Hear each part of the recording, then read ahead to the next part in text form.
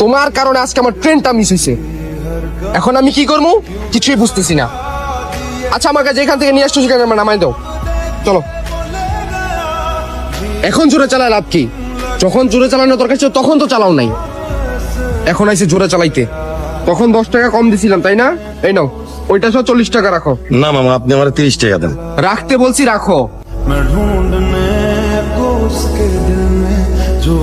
কিরে দোস্ত, তুই ঠিক আছিস তো?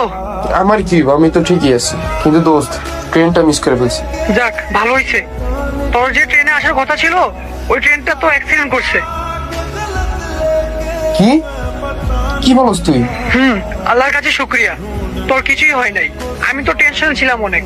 जब वफा निकला मैं ढूंढने को ज़माने में, जब वफा निकला।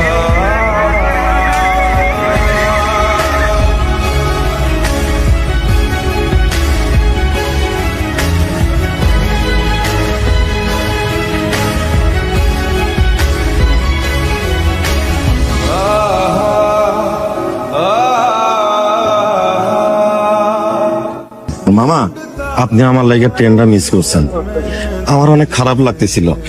এই লেগে আমি আপনার লাগে দেখা করতে আসি। বাবা, আপনি যদি আমারে মাফ করে দেন, আমার খারাপ লাগাটা কমে যাইব। আপনি আমার লাগে ট্রেনটা মিস করছেন মামা, আপনি আমারে মাফ করে দেন মামা। এগুলা কি বলতেছেন মামা? আপনার একটা ভুলের কারণে আজ আমার জীবন বাইচা গেছে মামা। নিয়তি বড়ই অদ্ভুত। আপনার কপালে যা আছে তাই হবে, কারণ এটা উপরওয়ালা ঠিক করে রেখেছেন।